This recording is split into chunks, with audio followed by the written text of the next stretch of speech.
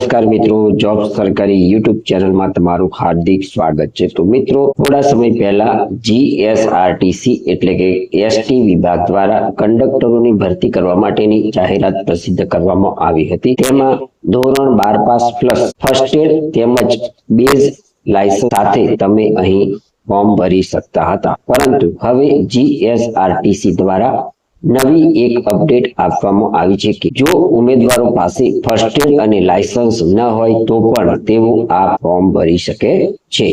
તો જે મિત્રોને ધોરણ 12 પાસ છે અને પોતાની પાસે ફર્સ્ટ એડ તેમજ બેઝ લાયસન્સ નથી તેવા ઉમેદવારો માટે એક મહત્વના સમાચાર છે।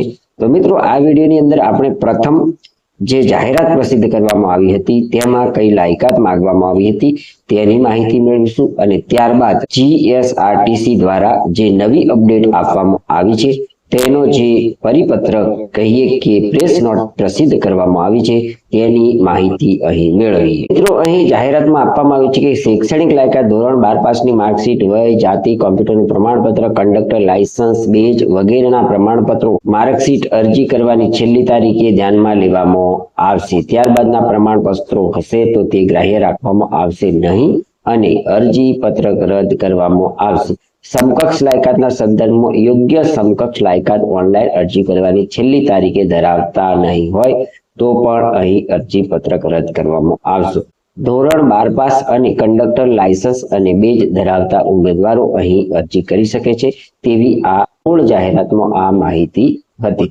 હવે આપણે અહીં કંડક્ટર બેઝ બાબતેની જે સૂચના મહત્વની આપવામાં આવી છે તે પણ અહીં જોઈએ તો જાહેરાતની અંદર જે સૂચનાની અંદર લખવામાં આવ્યું છે કે કંડક્ટર લાયસન્સ તથા બેઝ માટેની સૂચનાઓ ઉમેદવારે ઓનલાઈન અરજી કરતા સમયે વેલિડ કંડક્ટર લાયસન્સ તથા બેઝ ધરાવતા હોય તેની વિગત ઓનલાઈન અરજી પત્રકમાં દર્શાવવાની રહેશે। જો અરજી કર્યા તારીખે ઓનલાઈન અરજી પત્રકમાં દર્શાવેલ કંડક્ટર લાયસન્સ તથા બેઝ વેલિડ ન હોય તો અરજી પત્રક રદ કરવામાં આવશે।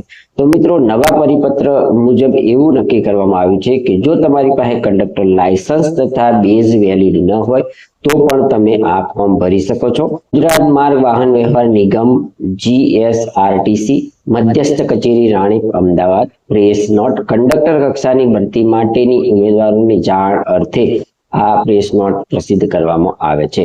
ગુજરાત એસટી નિગમ દ્વારા કંડક્ટર કક્ષામાં ભરતી માટે જાહેરાત ક્રમાંક જીસીઆરટી 2026-27/32 પ્રસિદ્ધ કરવામાં આવેલ છે।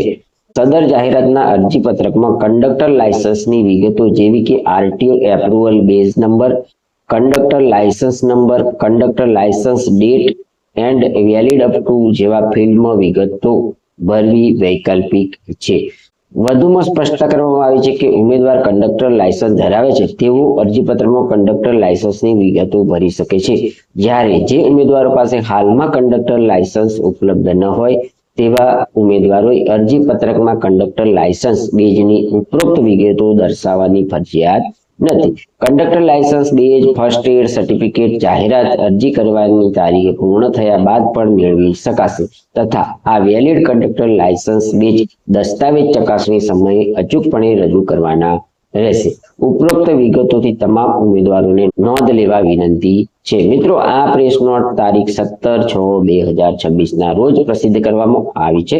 હવે ઘણા મિત્રોને એ પ્રશ્ન થતો હશે કે અમે ફોર્મ ભરી દીધા છે અને તેમાં કંડક્ટર બેઝ લાયસન્સના નંબર નાખી દીધા છે તો તેનું શું? તો અહીં સ્પષ્ટતા કરવામાં આવી છે કે જે ઉમેદવારો કંડક્ટર લાયસન્સ ધરાવે છે તેઓએ અરજી પત્રકમાં કંડક્ટર લાયસન્સની વિગતો ભરી શકે છે, પણ જે ઉમેદવારો પાસે આ કંડક્ટર લાયસન્સ નથી તેમણે કોઈ પણ માહિતી ભરવાની થતી નથી। કંડક્ટર બેઝ અને વેલિડ લાયસન્સ જ્યારે દસ્તાવેજ ચકાસણી કરવામાં આવે ત્યારે તમારે અચૂક રજૂ કરવાનું રહેશે।